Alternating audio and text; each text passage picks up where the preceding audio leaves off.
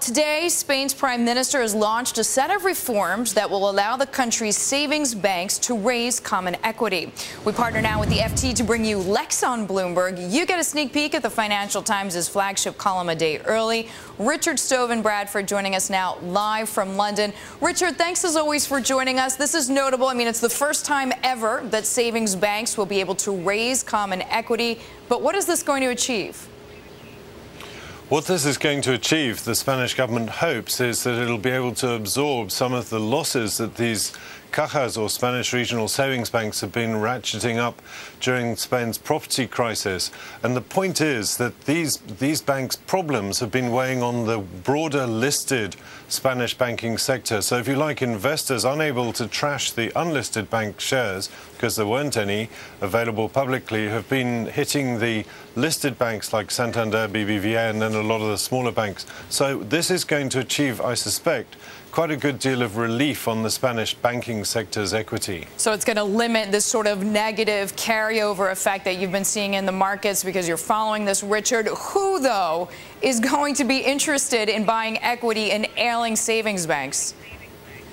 Well, that's the problem. I mean, Spain has, by letting this problem fester, has allowed itself to become engulfed, as you say, in this Eurozone sovereign debt crisis. So it's hard to see why any rational person would want to rush in and buy the banks that are thought to be at the centre of Spain's problems. Spain is notorious for stitching up its own bank customers with share issues whenever they do them. I doubt that's going to happen.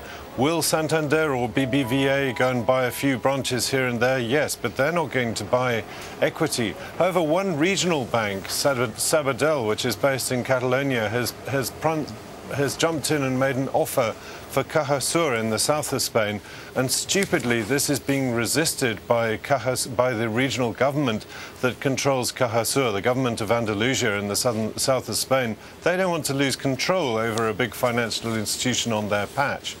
So there are all sorts of political backgrounds and political twists that are going to delay this. It's a great step forward, but it's just not going to happen overnight. So, Richard, as you say, one regional bank is interested, but it's being resisted, as you point out, seems an extreme measure. Give us a sense, Richard, in about 30 seconds, if you can, how much money the cajas need actually to just break even. Absolutely. These guys need recapitalizing to the tune of between 45 and 60 billion euros. So that is a big ask. And funnily enough, to answer your second question, that sounds as though Spain's government is going to end up with some of the equity if those bank bailouts don't get paid back.